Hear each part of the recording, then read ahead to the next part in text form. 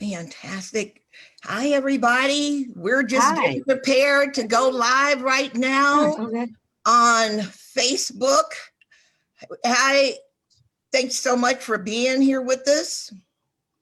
Let's see, we just are excited about today's show. And we've got Attorney Lucinda Jones. We got Dr. Linda Dugan, and we're just excited because we're actually functioning well this week. As you can see, we are literally going live. So I'm excited about it. How about you, ladies? We are excited. Yes. Very good feedback from last time, and that just pumps us up even more, me at least. What about you, ladies? Yeah. I'm really excited just about everything that's occurred over the week, and people were telling us that they're blessed just to know that, we have a platform for not only the three of us to be able to share with the world, but for other people. I think we have one, I think Lucinda, you'll talk about that, have one of your friends or one of your people will call in, and so people will be able to call in, and we're actually going to set it up where if you want to join our Zoom at the time, we'll invite you to be a part of our actual show. So I'm excited about that. Me too. So Lucinda, you want to actually, not Lucinda, how about Linda? Why don't you introduce Lucinda? Why don't you take it over from here? Okay, well, it would be my pleasure. This is Lucinda Jones, Attorney Lucinda Jones from Detroit, Michigan. And we are going to be talking to her today because she has written this fantastic book called Issues in the Heart. And she's going to expound on that today with us. And hopefully you may even consider it as a very good Christmas gift, maybe for someone or yourself. But it is fascinating, and the way that she came up with it is fascinating. So, Lucinda, you want to explain to us what your motivation was for the book and how you got started with that topic? Yes, as a practicing attorney for 25 years, of course, I am always confronted with issues. My clients have issues. That's the very reason why they come to me in the first place, right? And so I determined that issues need to be addressed. And sometimes our issues can really interfere with our ability just to navigate through life. And I saw that in some of my clients. And I wanted to provide a process through which people could address their issues using the same litigation principles that I use and Bible principles. And so I wrote Issues in the Heart. So when you say issues, what exactly are you talking about? Well, we're talking about, these are problems. And I call them problems because they, again, interfere with everyday functions. I think, as Dr. Lugan, you said last week, it interferes with our ability to be our best, right? And I'm going to share with you an issue that I overcame myself, or an issue that I was able to control. And that's the whole point, is to give you tools to help you master or control your issues. Because we're going to have issues, but sometimes they become so attached to our hips, so to speak, where we're not functioning at our best. And so Issues in the Heart is a guide, is a tool whereby people can live with these issues, but they can master them and not have the issues master them. Mm-hmm. Yeah. Mm-hmm. They can master the issues instead of the issues mastering them. Yes. And so I want to talk with you about, just IRAC is the process. IRAC, issue, rule of law, analysis, and conclusion. That is the process that we as attorneys use. Now, let me give you an example of a litigation from a litigation perspective. I have a potential client who comes to me and say, I was wrongfully terminated because I complained about misconduct on the job, my superiors were actually participating or engaging in misconduct, and I complained. And as a result, I was terminated. Well, that's the issue. The issue is she is contending that she was terminated because she complained.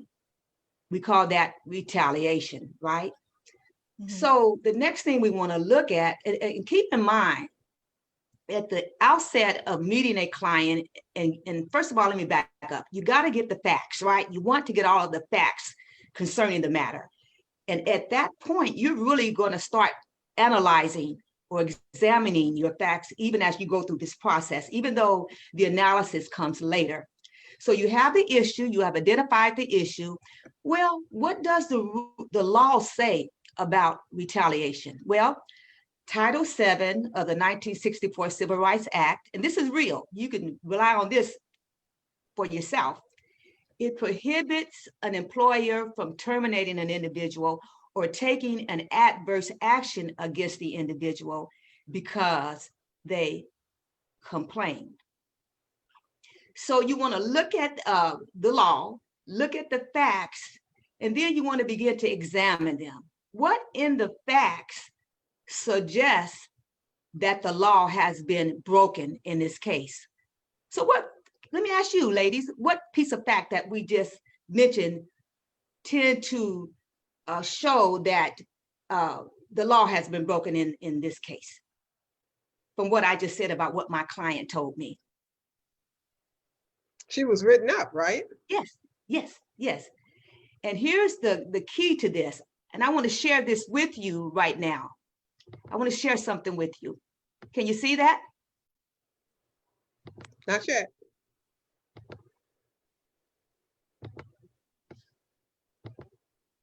You see it? Yes. Yeah. So audience, now you can use this in your own situation. Some of you may have experienced this, where you complained and then you were subsequently terminated. Well, examine your facts. And one key piece of evidence, and this is a freebie, one key piece of evidence to suggest that you may have been retaliated against is if after the employee complains, the company is writing her up, when prior to that complaint, she had never been written up, that is a sure sign that the company has retaliated. Keep that in mind. Okay. If after the employee complains, or if you complain, and prior to the time you complain, you had never been written up, right? Or no adverse action had ever been taken against you until after you complain, that is a sign that the company adverse action against you is retaliation because you complained. Okay, you got that? I wanted to share that with you. Okay. So you have the issue, the rule of law, the analysis. We just examined the facts. The conclusion in this case would be, it is likely that the company took an adverse action against the employee in retaliation because the employee complained. Okay, so that's how IRAC works in a litigation perspective. Okay. Any comments or anybody want?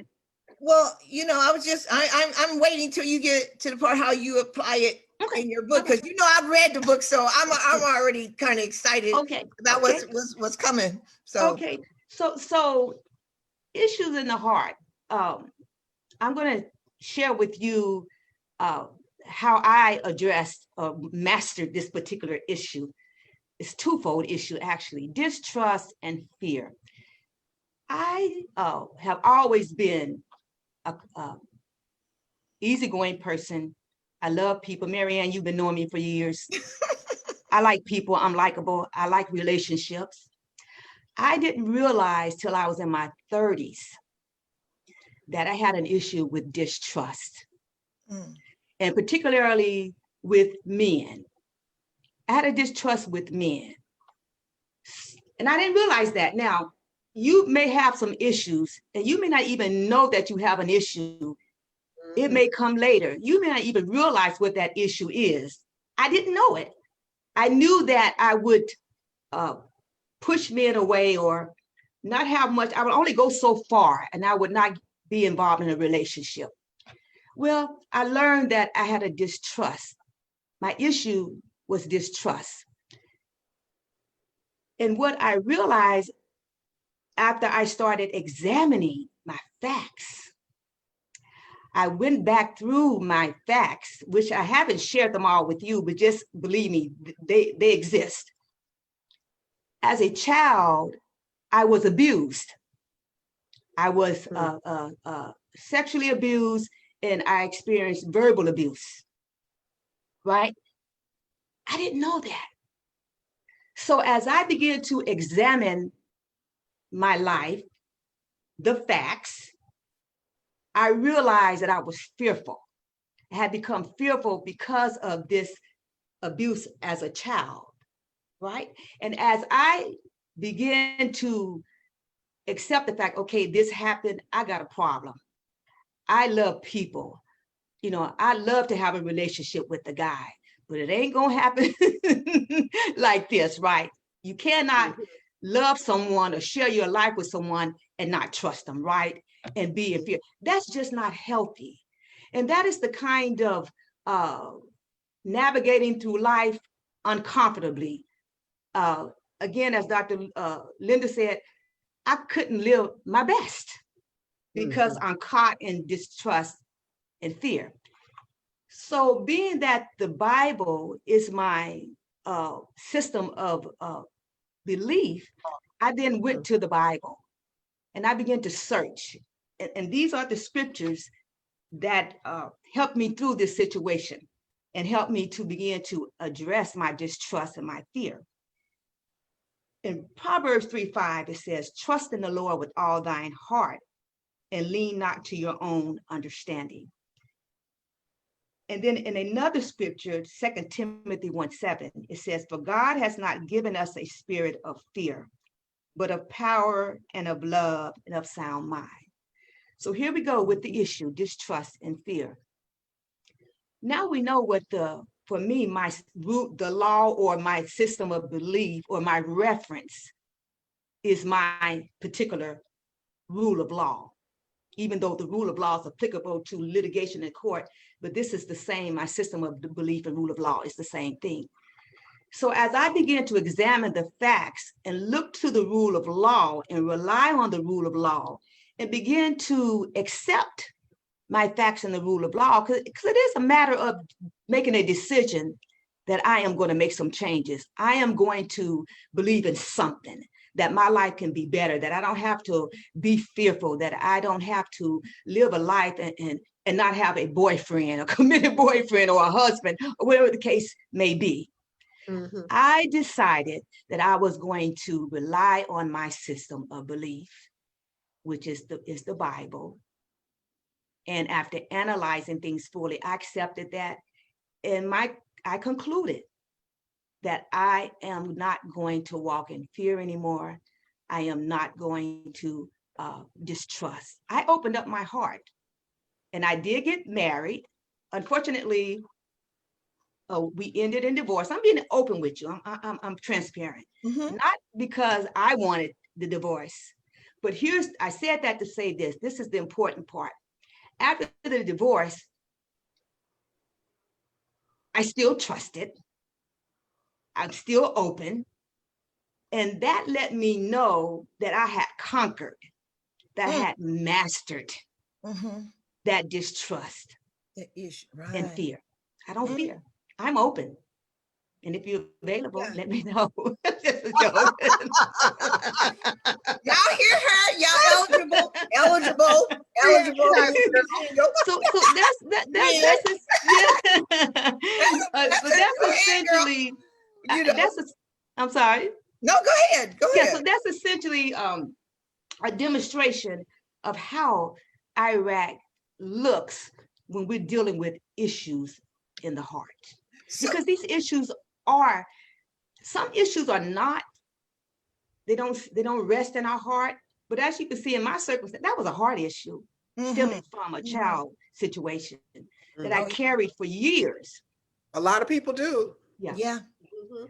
Me too. I've had that issue, and it was God's word that it's, my system of belief is Christianity as well, and so I definitely applied that word, and I didn't really think about that, Lucinda, until you just said that. I actually went through my own Iraq process. The issue being,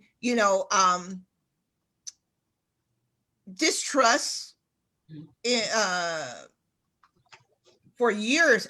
No, I would say mine was anger more than distrust.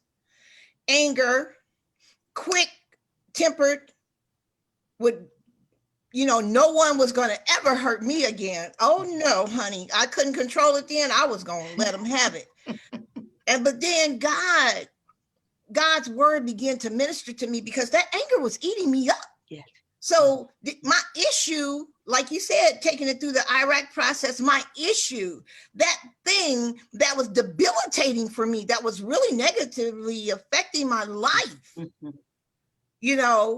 was, it had me in that place of just anger. And one translation of my name says bitterness. And then I was mad about that, because everybody knows Mary. They always say, well, Mary is, the mother of Jesus. But when I looked up one translation, it said bitter. I was like, well, I was destined to be bitter. But it's not true. It's not true. If you know me, you know that I don't try to be a bitter person at all. I love everybody. I don't care what. You ain't got to be a Christian. I don't care what you are. I just love you. But anyway, I look at the rule of law. So my rule of law, the R, was what God's word was saying. I never leave you or forsake you. Mary, what was meant for your harm, I would turn around and make it for your good, which he has. Yes, indeed. He really has. And no weapon formed against you shall prosper. And his word did say that the weapon will form. It just won't be prosperous. And so for a while, the enemy made me think that it was prosperous. And I was holding myself, because unforgiveness will hold you prison. And I was holding myself in that place of anger and bitterness. But then I went through the analysis. What's that working for me?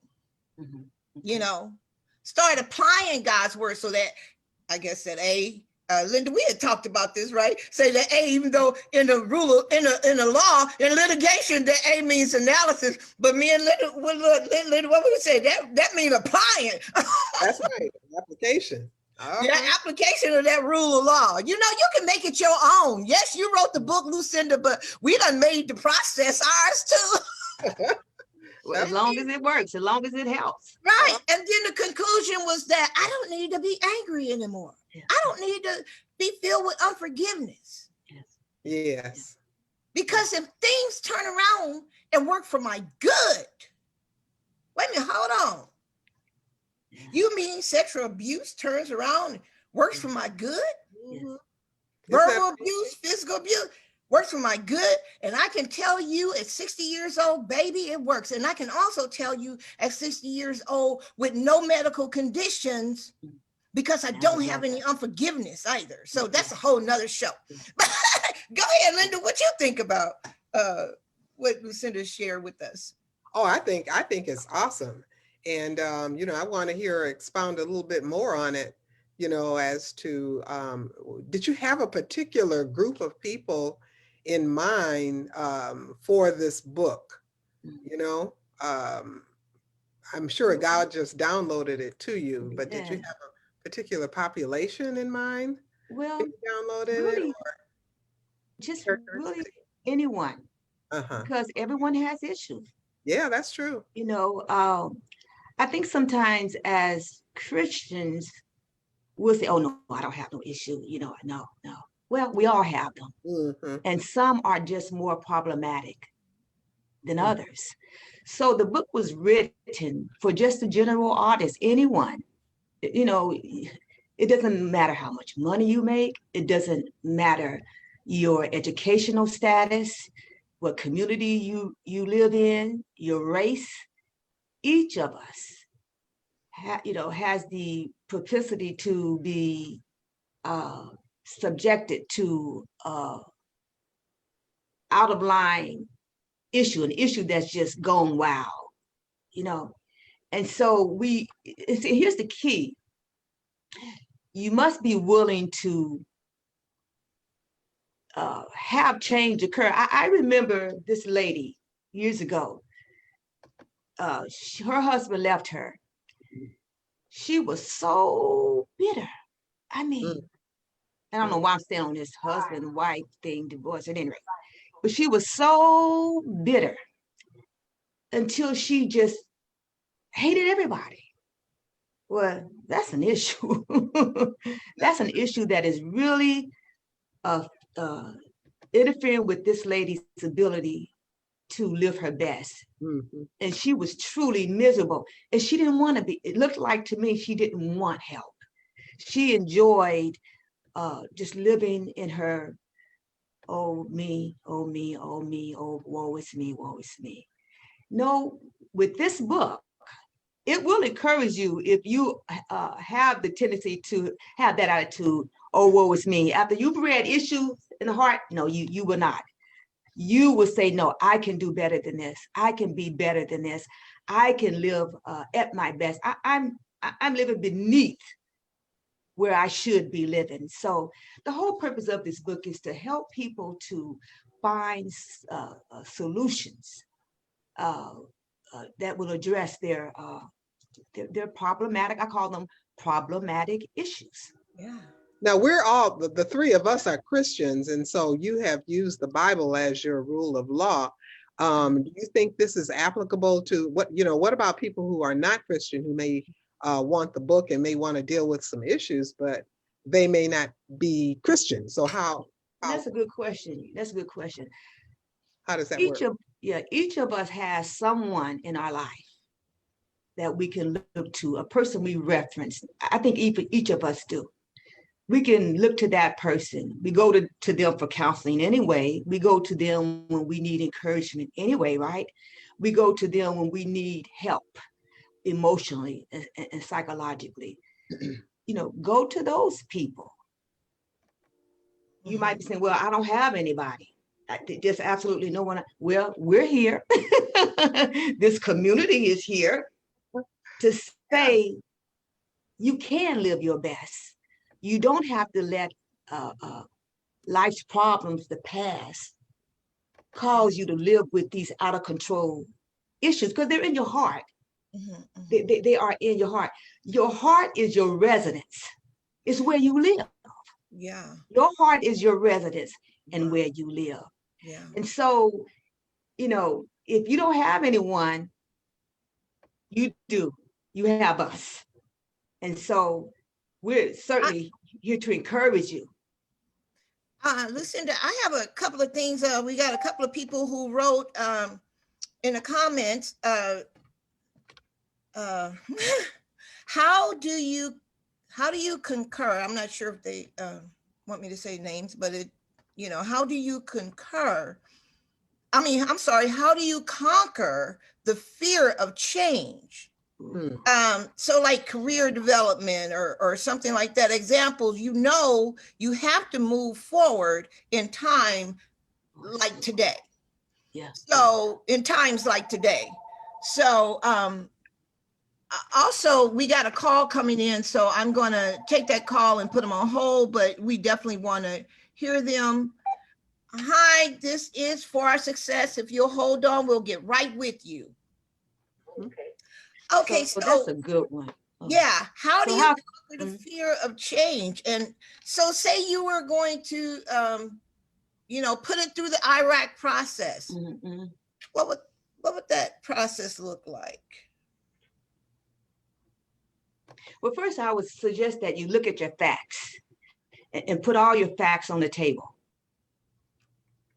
And when I say facts, I mean the good, bad, and the ugly, really. We have to do that as attorneys. I tell my clients, tell me everything, because it's going to help me to ascertain whether your case has merit. It's going to help me to ascertain what the issue is and what reference do we go to determine if your case has merit. I would say, put all your facts on the table, be real. And even if you are fearful about facing all your facts, if you know someone that you love, that you trust, have them to do IRAC for you. Because number one, they're going to be honest with you. They're not going to try to embarrass you. They're going to love on you during the process. And when they fill out the conclusion, you will know that whatever they conclude, they'll do it in love. But it takes courage. It takes courage to look at my life and then to search by going to my the rule of law, being whatever your system of belief is. Mm-hmm. It's a matter of courage and taking that first step. Yeah. You just got to do it. You got to say to yourself, I'm going to do this. Take this first step and then see where it lands. Keeping in mind that you always have your system of belief, if those people in your life, and now you have us. You know, we're out here encouraging you, pushing you, saying you can do it. Even if it means you have to call us and say, look, I need you guys to help me to take this step or that. Right. Whoever you are, you can do it. Listen, if I can do it, I know you can do it. Yes. But I think one of the things, though, that that people have to understand is that it's a process to get there. Yes, it is. May not feel like, oh, yeah, I do have a little, a bit of a fear in my life or whatever, but they're not at the place yet. Yes. Where they want to make a change or they feel it's necessary to have some kind of intervention. And see, that's one of the things that, you think that bad things are happening to you, but those bad things are preparing you to live your best life. And that's good. That is so good. Understand that there are some issues and you want to do better, do something different. And the more of these negative things that you see coming into your life, a lot of times will motivate you to make a change. Yes. So it's all good. It is all good. I think the thing that I really like about the IRAC process is that, like Linda just said, it's not just, a fix all overnight. You might say, well, I went through the process and I really didn't see anything. Well, the process is basically a tool to help you evaluate, because me as a coach, when I'm working with people, I'm helping create that awareness and invoke awareness, making sure that you are aware of what it is, like Lucinda said, putting all the facts on the table, put it out there. Okay, I want to make this change. I need to make this change. Why do you need to make this change? How important is it for you to make this change?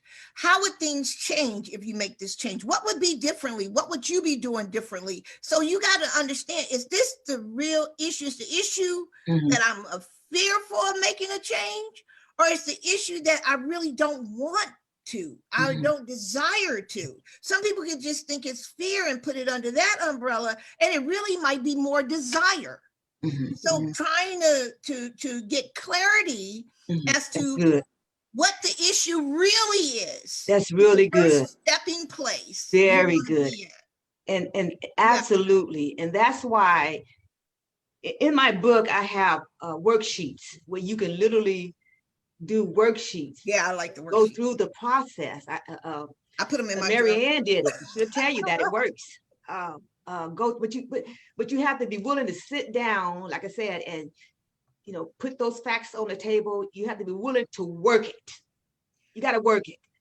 And if you work it, you will discover. You will discover. If you work it like it's supposed to be worked, you will make some discoveries and you will come to a conclusion. You will find it may not be an immediate, even if your solution is, okay, I'm ready to make this first step. There you go. That is a conclusion. That's a conclusion. But that conclusion may extend even further. You see, one step before the other one. That's you right. Follow me. So yeah, it's doable. Listen, I don't mean to interrupt you, but we have a caller who's been waiting patiently. Okay, I'm sorry. I think it's Linda Brooks. Okay. And she's calling in. Hi, Linda. Hello, ladies. Hi. Y'all L's are killing me. Listen, I won't say killing me. Y'all L's are taking me over. My favorite word starts with an L. It's love. Love, love, love, love, love. And I am surrounded by L's. Linda, Lucinda, and now another Linda. Talk to us, Yeah, Linda. just say Linda. You half the time you'll be right, Mary. I just want to thank God for having the conversations for our success, because it's such a positive thing that gives people opportunity to talk about how to do something rather than just discuss always the problems. And I know Lucinda wrote a awesome book, Issues in the Heart, that I did read it. I love it because I like reading about the biblical stories and relating them to litigation, like, or in court type stuff. So when I got to the end of the book, and I know she just talked about this, I actually was doing the workbook part, and I found out about some things that are deeper than even what I had realized for all these years, such as the issues can start at different times in people's lives, but the major ones usually start, at least for me, I would say as a child, when you see your parents struggling through the civil rights. I saw my parents struggling through the civil rights era, and then I was born in the 60s, so I even had a bit of taste of that. And it just profoundly affected my life, that I knew that I would have to live a certain type of a way in order to survive in this country, with it being, the way it is racially. So I found out that my issues stemmed from just watching that struggle and not wanting to fall prey to that struggle. And when I got this book, I myself had, go see a counselor and talk about my issues, because I don't want to carry around that negative burden. I want to live a full life abundantly, like the Lord says, and bring glory to God with the way I live. Yes. So this book was like the prototype for me for healing. And Lucinda, you did an awesome job. I love this book. I tell everybody about it because it can help them. It can help them identify the issues of whatever's going on in their life. Like I found out my issues, and now my healing is beginning. That's my conclusion. Wow. My healing is beginning, and I have to thank God for touching Lucinda's heart in a way where she felt to reach out to those like myself and write books to help us help ourselves, because we have to want the help now. I mean, the book is here for us. So I recommend, people, needing help, not just on a legal level, but on a level of just dealing in life in general, of how we have issues that we're not dealing with, and it, could wreck our lives. So yeah. So thank you so much, ladies. Thank you, Lucinda. Thank you. You're welcome. Appreciate you. Thank you, Linda. Thank you so much for sharing that. That was awesome. That is wonderful. And this is just a testament of how this book truly can change lives. And thank you so much for supporting us with conversations for our success, because it is a community. It is all of us.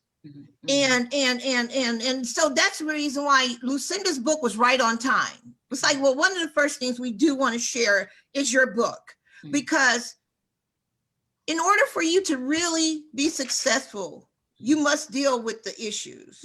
And if the issue is you, because a lot of us are in our own way, many people I work with to go on and gain that level of success that they want, they literally have to move out of their own way.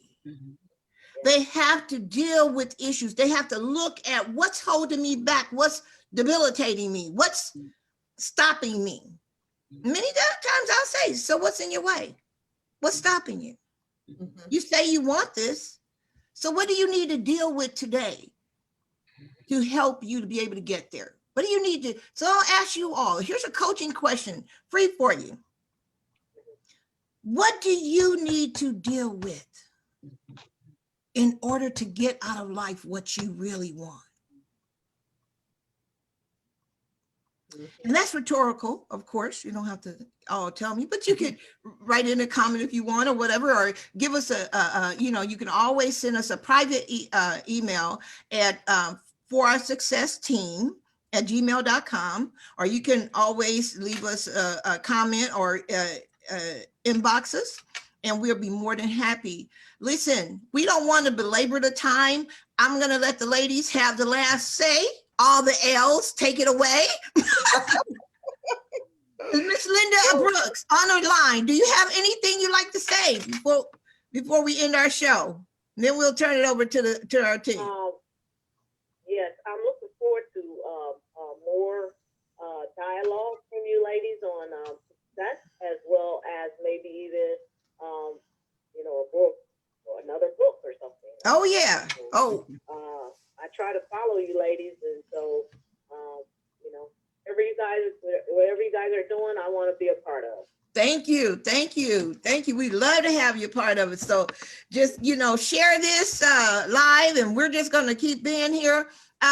We have been actually. We're not sure if we're going to come back next week, but our next show is supposed to be in January, and we do have it up there, but we might do a special show next week because we may want to end out the year talking about the battle, overcoming this battle of COVID and helping people to transition into the new year in a new way and not let this past year keep you in prison. But we'll see. We have to have our own private conversation. And then we'll bring it to you all. If not, on our first show, when we talk about the new year, new you, we will actually start off talking about COVID, because we promised to talk about that. Both of these ladies have battled it. So ladies, take it away. Listen, COVID has brought us some gifts too. And yes. We're going to talk about I got 2 businesses up and running with COVID. It has brought to us, because I know most people have not thought about it like that, I'm sure. Right, yes, right. yes. There's been a lot of blessings in people's lives. See, and that's when, in the midst of the storm, that's the thing. Okay, ladies, take it away. I've got to get my charger. Okay. Okay, Lucinda, well, tell us some more about the book. Can you wrap it up for us as to, you know, maybe what you see as the result of maybe some other things about the book that you want to highlight that we haven't really thought about or talked about? Yeah. Well, you know, I've had a lot of people who have essentially said the same thing, that the book has really opened them up. They didn't even realize. I remember one lady said she didn't even realize she had issues until she read the book. She knew she had some problems, but she couldn't put her finger on them, right? So when she began to examine the facts, that's why the facts are so important. She began to examine those facts, and she began to look at her the references, her support system. Then she realized what that she did, that this is what that issue, this is the issue. And I've got to do one or two things. I got to answer the call or just walk away.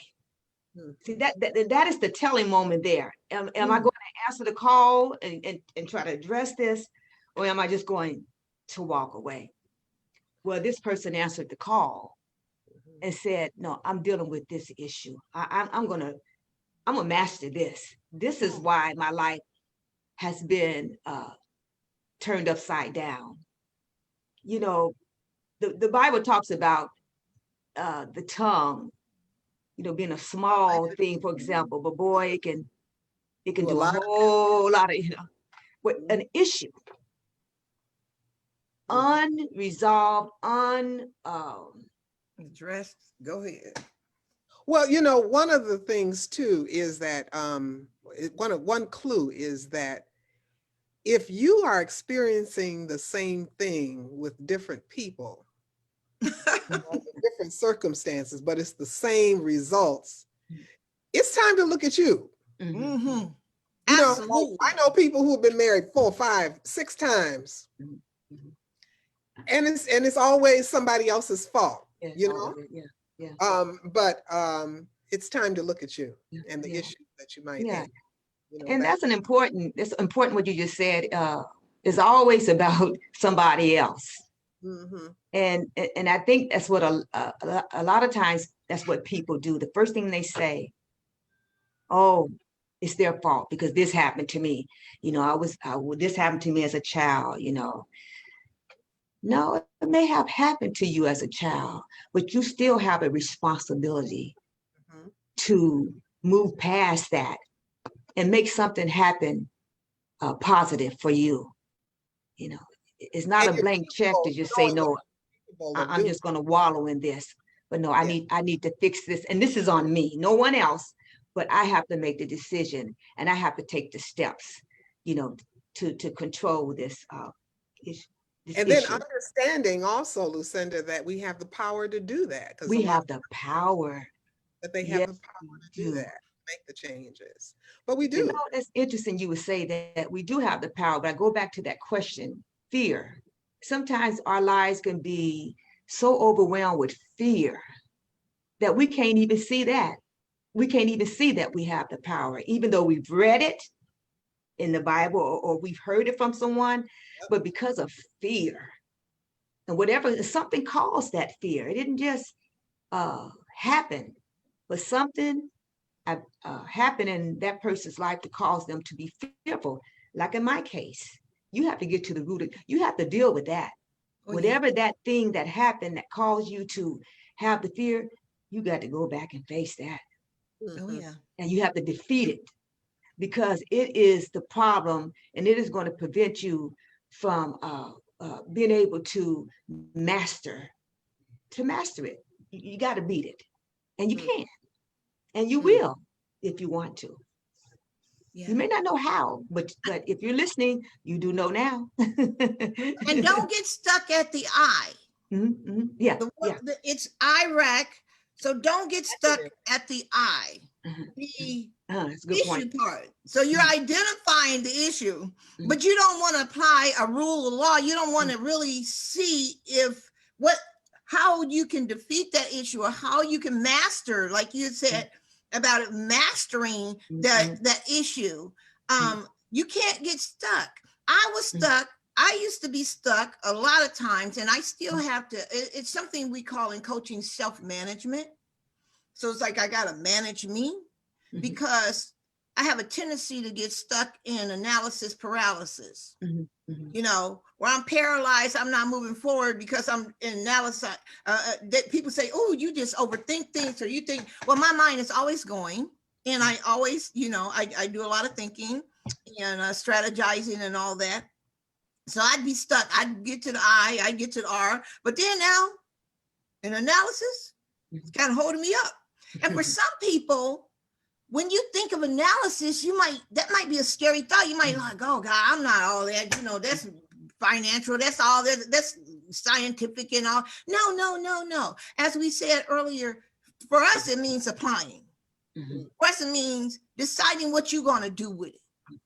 Yep. You understand your issue. You understand what the word of law, the rule of law is. You understand what the reference to deal with the issue is. But now you're stuck. What are you going to do about it? And then conclude. You know, conclude. That's how I'm handling it. It is what it is. Yeah. It is what it is. I'm not taking that into another day, or it's something I'm going to work on every day. You know, and so it's a great process. Great book. I just got Gabby. If I say Gabby, that's my daughter-in-law. I love her. But Gabrielle just said it's a great book. She loves to hear things from a Christian perspective, and we're just we got some few people there. I'm still trying to navigate everybody. This is our first week live. I'm still trying to navigate to go between the two screens to see who's commenting and who's not. So if I don't respond to your comment, please forgive me this week. I'll have that done by next week. And hopefully our process is also helping you in your process to understand you don't have to have it perfect before you begin. You don't have to know what you're going to do. You don't have to have this whole process perfect before you just start somewhere. Just start somewhere. Right. Just start. And I would encourage you to get the book. You can order the book at advocatelucinda.org. Advocate, ADVOCATE, Lucinda, LUCINDA.org. Yeah. It's on sale through December for $10. Okay. So you can purchase the book and do the worksheets. That would be a present or sorry. stuffer for somebody this Christmas holiday. Yes, yes. And bless somebody you know that might be needed to deal with some issues. Yes. And wouldn't that be a nice way to tell someone you know has issues, but you don't want to come out and say you got some problems, girl? Girl, I gotta get a whole bunch of them books. No, I'm just hey, look what I got. I read this book. I think you will love my this. clients about it, but yeah. And it has some beautiful stories. I have 10 stories in the book. I call it, it's really a guide. And it breaks down like issue, rule of law, analysis, and conclusion. It really breaks them down in detail and in a fun way. It will not be boring. And then in section, I think that's part 3, you have actually Iraq biblical cases. And one of my favorite ones is the woman with the issue of blood. That's one of my favorite ones. And that deals with issues, her physical ailment. You know, she had the issue of blood. Plus, I talk about, she must have had some psychological issues too as a result of being, having this issue for 12 years. And I demonstrate how, in my facts, I demonstrate what she could have said, how she could have said it, her body language, what she might have been thinking. One of my favorite parts is when she hears about Jesus having just delivered this man, cast out all these demons, and these swines went into the river. There were 2,000 of them. So I demonstrate how she heard this about Jesus. And after hearing about that, she heard he was coming to town. And as he came into town, she stood afar off. And she stood afar off as the people thronged him. And she didn't want to get close, you know, because she had this issue and she was an outcast. And people probably didn't want her next to them. And so she stayed far off, but she watched him with clear eyes. And she watched his every move as she was watching the hem of his garment. And as he walked through the crowd, she just kept her eyes on the hem of his garment. She began to take her mind back to all the miracles she heard he has done. He must be able to heal my issue. And so she started walking towards him. She got bolder and bolder. Her faith which was a mustard seed, it became faith on steroids. And she said that she started moving fast towards Jesus. And she just went in there and just touched him. It's just, I call it's just snatching faith. She went and snatched what was hers, right? Yes, she did. Yes, she was a bold sister. Yes, she was. And so we say woke. She was woke. She was woke. Hello. But you know, here's the thing. Of course, I'm thinking, wow, okay, she has this issue. She knows she has this issue. What is her rule of law? We think about it. Think about your issue, who you might think, you know, dang, I've had it so long, I don't know if I can be able to do this or whatever. Yeah. She found out something, some situation, some rule of law, some reference that she can go to. It was Jesus. She went there. Now analyze it. If I can just touch his garment, honey, I'm going to get mine concluded. I'm doing it, did it, and boom. Hello. That's how you can do with your issue. Anyway, love you guys. That's bold, yeah. I'm gonna let Linda. Thank you so much, Lucinda, for sharing your book with us and sharing. And you guys get that book. Get that book. Bless somebody for the holidays. Lucinda, just love it. We're sorry if you didn't get it last week when she had that little overnight special. I saw it. It was 24 hours. Yeah, I think it was like $3 or something, $4 or something. Anyway, but still, it's still worth $10. It's definitely worth it, and it's cheaper than I bought mine for. So, but it is worth it. Do that, and we definitely want to see you all. Definitely it's January the 3rd, isn't it? Hold on, let me look. Yeah, it's on the Facebook page, you all. Okay, somebody told me I had ology last week. I'm trying to be more conscientious of it, but like I said, we don't have to have it perfect. I think that with us, we just want to make sure we have a perfect heart towards you all. Yes. And giving you the best that we can at this point, and we'll get better as we go. Literally, thank you so much. We know it's been a while. We know we've been on here. Some shows will be longer than the others, and we'll never go over an hour. Some may just only be 20 minutes, 30 minutes, depending on what we have to talk about that week. We definitely want to let you call in during the times. We'll give you the number. We only want to have so many callers in. So, and since Facebook airs just like 20 seconds after we do this, you'll have to be just a little bit patient with us on that. But if you want to, call in on one of our shows, definitely if you had a battle with COVID, we want to hear from you. If you know anybody who had a battle with COVID, or if you are fearful because of COVID, if you have some challenges and you want us to address something, shoot us a message. Let us know. Leave it on in the comments. Let us know. We love you so much. Linda, close us out. All right. With just a few words, or what? Yeah, just tell them, Well, I love everybody. Just wanted to say that we just appreciate you all so much. And we just are looking forward to our next meeting. And don't let it be 12 years like the lady with the issue of blood before you deal with those issues, okay? Let's get started right now, living our best life and understand that we have the power to make the change. Yes, we do. All of us do. And so blessings to you. Blessings. Yes. Peace out. Peace out. Bye. Good night, everybody.